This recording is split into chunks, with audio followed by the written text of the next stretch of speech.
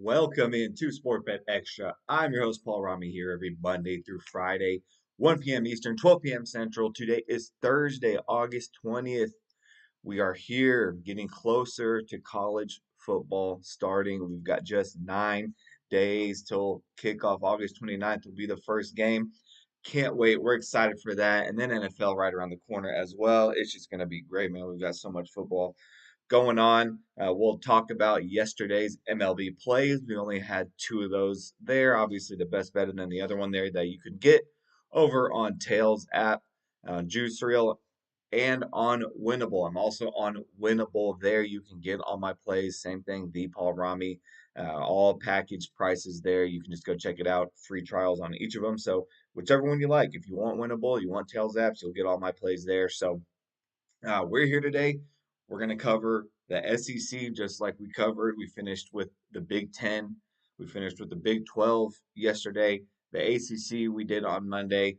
So we're here to go ahead and finish off with the last Power Four conference here in the SEC and talk about this powerhouse conference and what we expect, where maybe we could find some value, if any, with all these teams that are just going to be really knocking on each other. It's going to be a lot of fun. So we're going to talk SEC today. Again, if we've got time, then we'll break down some MLB. But we've only got 30 minutes here today, as we have been. So we'll try and again get it on time. I know we're a little bit late today, about 15, 20 minutes late. Next week we'll have it all ironed out. I promise you, just got to finish getting all these graphics, everything done. You'll kind of see those change over the day. So we've got that in. Let's get right into the SEC for today. Here are my SEC standings. This is what we're looking at to end this season college football. You'll see some changes there, some surprises maybe, some things that look just right, some that it's like, oh man, where is he seeing this type of movement? So we've got moves all over the place, really. Number one there, obvious Georgia. It's going to be such a good team this year, Georgia. If anyone remembers A&M, I liked them a lot last year. We have the number two this year, and then we'll go through the rest. So let's continue as we've been doing. We'll go in alphabetical order, talking about each of these teams, starting with Alabama. Alabama, Alaska, Arizona. Yeah, you know the song. So Alabama, there we've got first an abysmal 11-4 season last year for Alabama standards.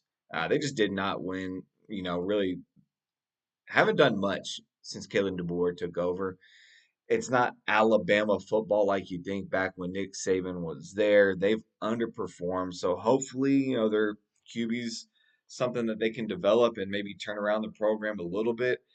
You've got a QB competition between Austin Mack, who is Ty Simpson's primary quarterback, backup, and Keelan Russell, who's more of your dual threat guy.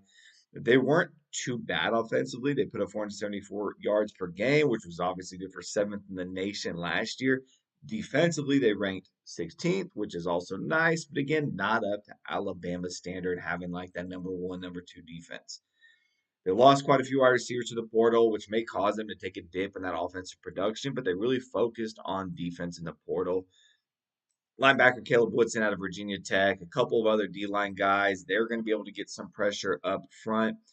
Their emphasis on the offseason was improving on their run stopping ability, which they did by adding a couple of these guys in the portal. They're going to remain a top contender in the SEC, but that playing field is pretty much evened out over the years. And, they're just not the overall favorite to win the SEC every year like they used to be back when Nick Saban was there. You can see I have them down there at the number 7 spot. It's not because of them underperforming, it's because all these other teams above them are even better. You could make a case for any of those top 7 to be rearranged in any order, and I wouldn't be mad about it. So it's tough, having to rank these in the SEC. There's just such good teams in the SEC. Let's move on to Arkansas. Look, not much to say about this team besides good luck. They face 7 preseason top 25 ranked teams on their schedule. They're going to have a tough time even getting back to that 2-10 record.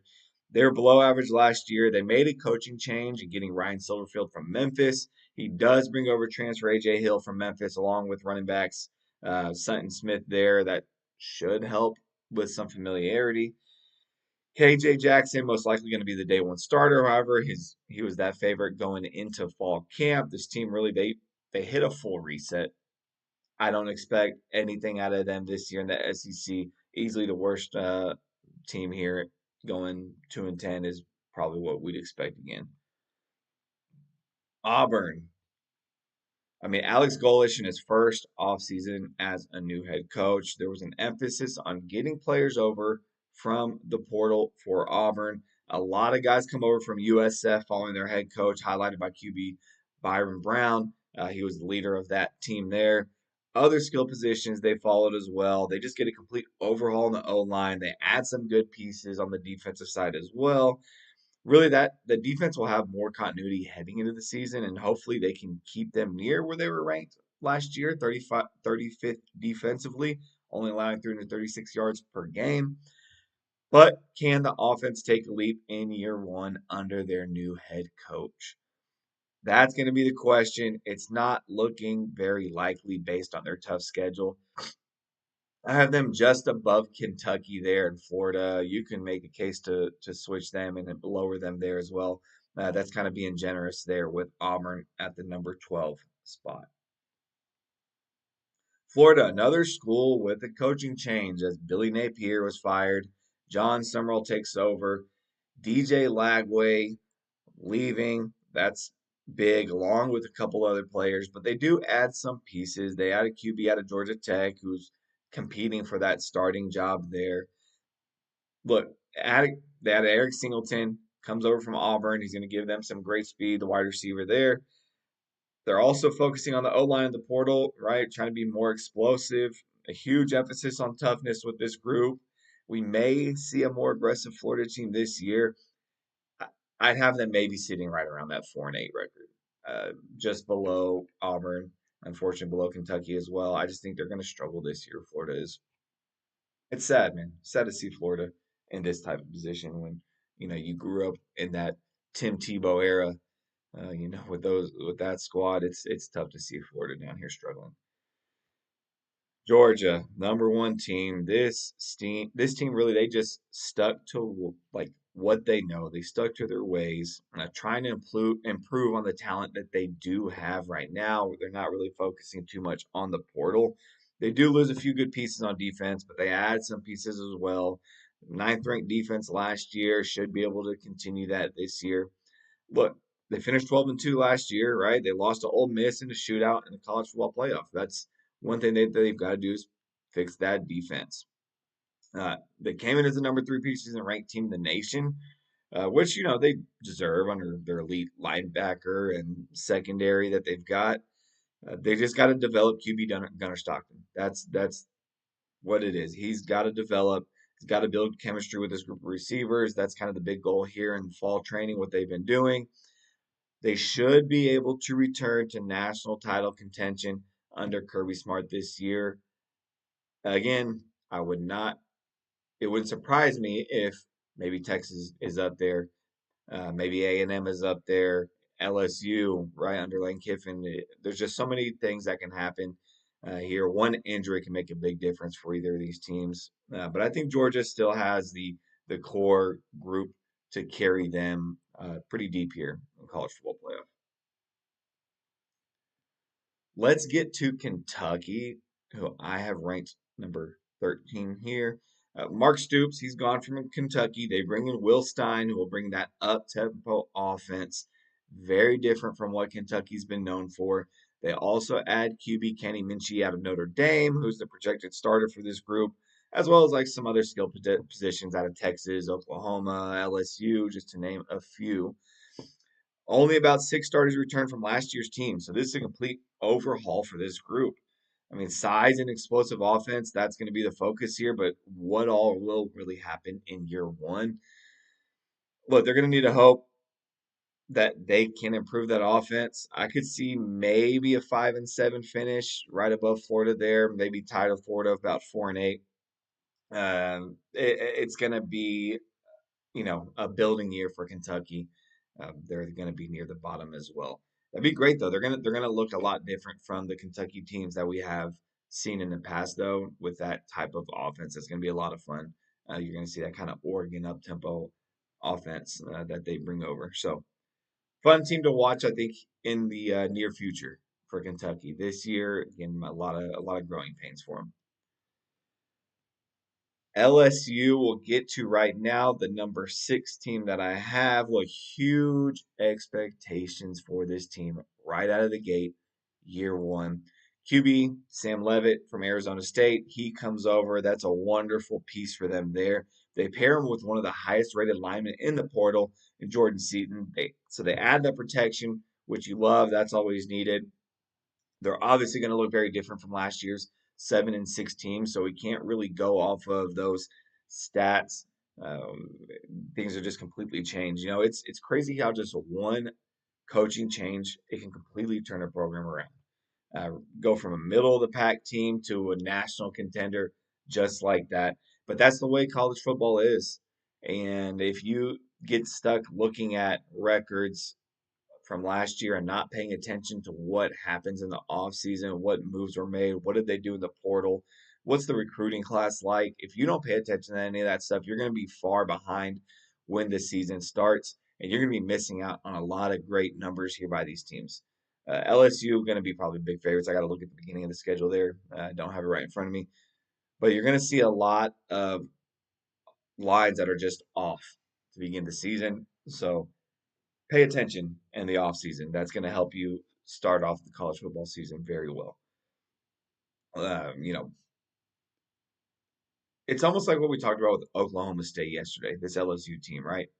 Oklahoma State, they were that 1-11, 2-10, whatever it was last year. Yeah, 1-11 squad last year, and I've got them winning about 7 games, somewhere around that range this year. That's a big jump for a squad. LSU, excuse me, LSU last year, you're going to see a big jump from where they were last year. So look, that third game of the season heading back to Ole Miss, that's going to be must-watch TV. Can't wait for that one. We're excited for LSU to see what they have going on this year. On to Mississippi State. Look, it's just hard to get excited about a team like this when you're surrounded by the LSUs, the Georgias, Texas, all these other incredible programs in the SEC.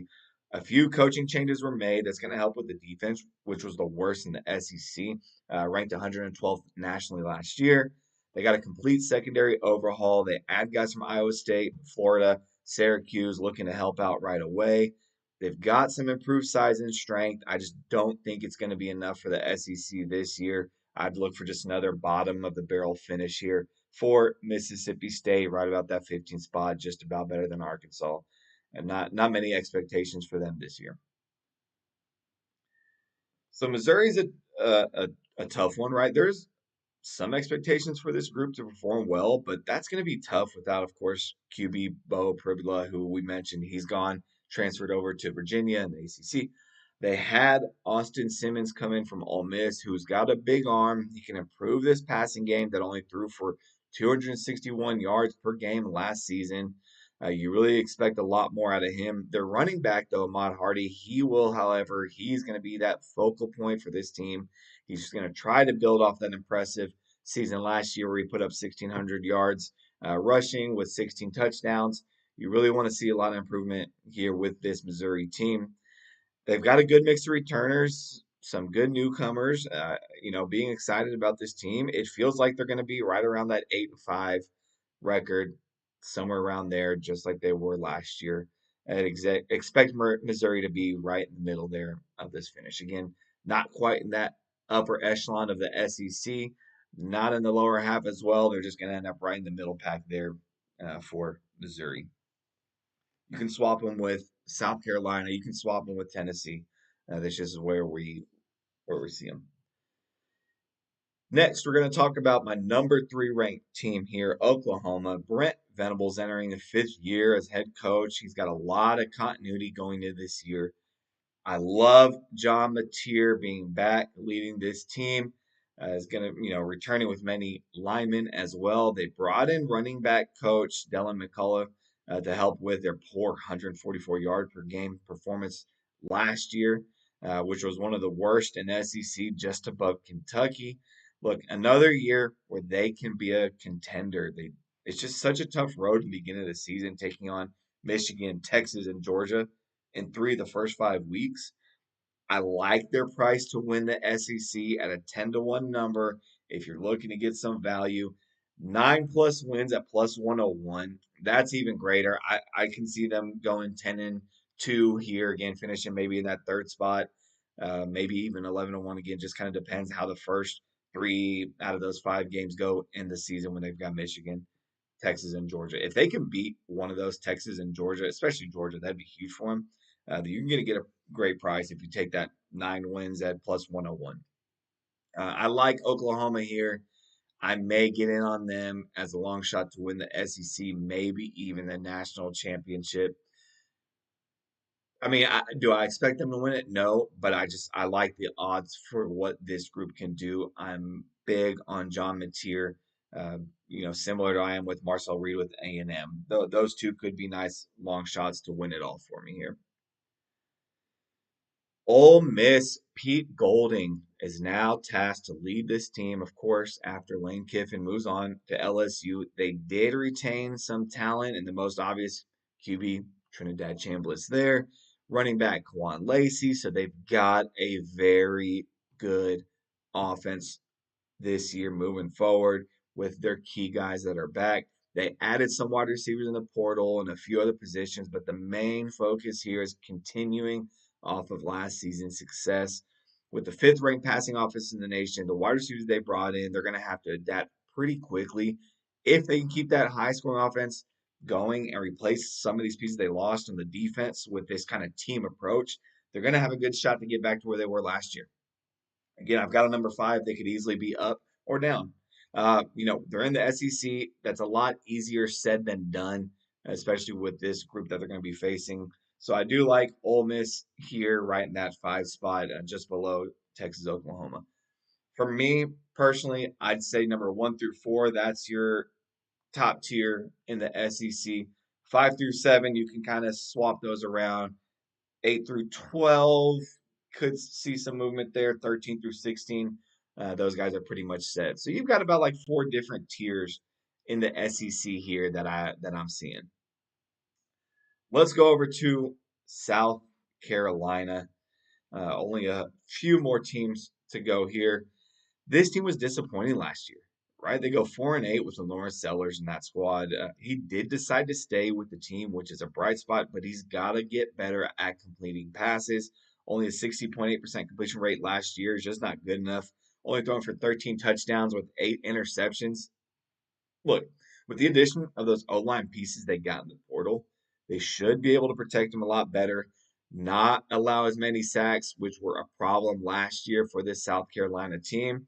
That was the main focus in the offseason, right? Just keeping him upright is going to be the goal this year. If they can stay healthy, they've got a potent passing attack, but there's a lot of questions around this team from where that production is really going to come from. I've got them on 9 there. I do see them, like I said, right above Missouri, taking a little bit of a bump up. You can see Vanderbilt, we'll talk about last there, moving down. So I do have South Carolina with a decent middle of the pack finish there, 8-5, somewhere around there, possibly 9 wins. Don't know. 7-4, somewhere around there. So 7-5, sorry. So that's where we're at with South Carolina.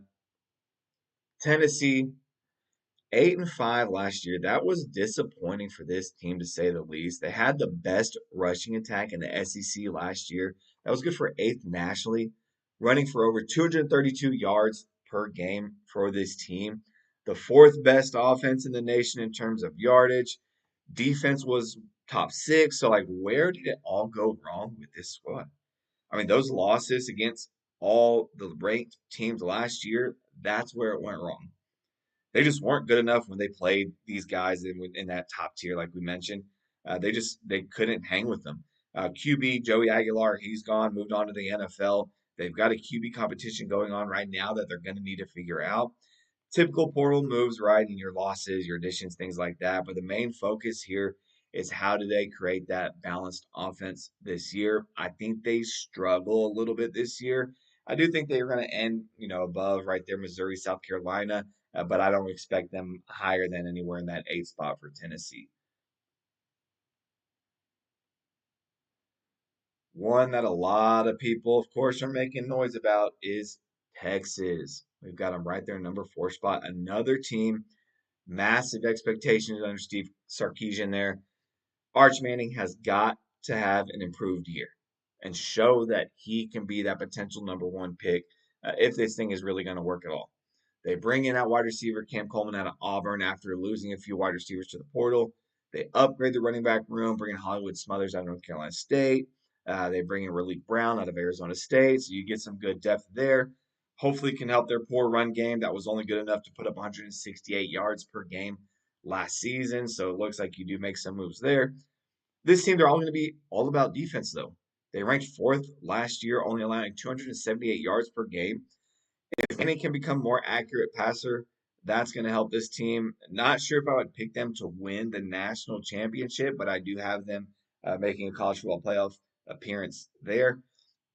Again, a lot of questions about Arch Manning. Just going to see what he does, and then that defense, of course, will maintain that type of power that it had last year. Let's go to my number 2 ranked team here, Texas A&M, guys. I talked about this team a lot last year. I am high on them again this year. The biggest loss in the offseason, of course, we know Casey Concepcion, he goes into the NFL, but they keep Marcel Reed. If you remember, like I said, I was really big on Marcel Reed last year. They retained a great core group of players. They add Isaiah Horton out of Alabama to replace Concepcion there. They're also focused on rebuilding that O line after losing a lot of key guys to the draft. I just have them being one of those teams that fly under the radar. Oklahoma, just like them as well. You hear all this talk about Texas, about Georgia, about LSU with Lane Kiffin. All this talk is around those 3 schools. I think Texas A&M's got a great run here, and they can make it. Look, preseason number 8 ranking. I'd be on them. I've got to see what their number is to win the national championship because I think you can get a good number on them. I'm kind of going to just check it out right now. Let's see Texas A&M national championship winner here as we look it up on Kalshi. College football national championship winner Texas A&M all the way down at 22 to 1. I think that's a steal, 22 to 1. I might be in on that with about a unit or so here. We'll probably get more into that before the season actually kicks off. But I do love Texas A&M 22 to 1, and then you can look at it to hedge out of that later on. I think they're going to be a great squad here, even to win the SEC. On to Vanderbilt, last team that we're going to talk about. Look, 10-3 record last year. That's extremely tough to maintain because you lose Diego Pavia. You have to assume this team, they're going to revert to really being back to near the middle or bottom of the SEC. They did land QB Jared Curtis, who's a number 1 overall prospect in 2026, right? He's competing for that starting job. They do return some key skill players, but that offensive line, they're going to need to mesh quickly for this team if they want to have any success. They want to focus on physicality. They're going to need it. It's going to be tough in the SEC for Vanderbilt. I don't have them doing much, getting back kind of to where they were, back to reality for Vanderbilt as Diego Pavia is gone. This team doesn't do well. So to recap here, I like A&M. I like Oklahoma as long shots. Again, A&M, you can get them right now 22 to 1. Oklahoma 30 to 1. I'm big on John Mateer with Oklahoma. I'm big on Marcel Reed with A&M. Georgia, of course, you've always got to think they're going to do good, but will Gunnar Stockton be the guy that they need? Possibly. We'll see, but that defense will hold up. So here's where we're at. That's enough college football today. We've got just enough time to quickly talk about yesterday's plays. We'll recap those, and then we'll also talk about what today's best bet is in the MLB. So going off of yesterday, let's get this off the screen here. Yesterday we had 2 plays, only 2. We gave out one here on the show. That was Cardinals Reds under 8.5. That was such a tough beat. I mean, 5-2, Reds are up going into the ninth inning. So we're sitting at 7. You get a runner on, get one out, get 2 outs. And then of course, unimportant, does not make any change really or mean anything to this game. A 2-run bomb that sends this thing over 8.5. So we lose that one, and then you get your last out. Look, that's the way it works sometimes. MLB is not easy to bet. We were under that 8.5. Should have been on the first 5. That would have been much more sense. And that's what we're going to be on today, as you can see there, first 5. Just, unfortunate beat there. We did, however, have an easy winner. Easy, easy. Probably one of the easiest winners of the day. Blue Jays Rays, first 5 over 3.5. Just faded Max Scherzer there. This one soared over that number there, so that was an easy winner. As for today's best bet, Brewers, Mariners, first 5 under 4.5. You say, Paul, why are you taking this? Have you not been watching? I mean, 22-0 the last game, 7-5 the one right after that. These games are just soaring over. Yeah, first 5 here under. It's an early game about to go off here in the next maybe 30 minutes less. I just feel like the bats are going to be asleep early. You've got a couple of decent pitchers, right? George Kirby going. Robert Gasser right now going to lead off with this Milwaukee team. I just think it's one of those kind of early starts. Bats are going to be a little sleepy today. Let's just kind of move on to the next series. And we're going under here, 4.5. First 5, Brewers Mariners, -117 over on No Vig. The rest of my plays will be posted on Winnable, on Tails app, Juice Reel. You can get all of them there. The free one is there. Today's best bet, Brewers Mariners, first 5, under 4.5, -117. I will see you guys tomorrow. Go follow me on X, YouTube at the Paul Rami there.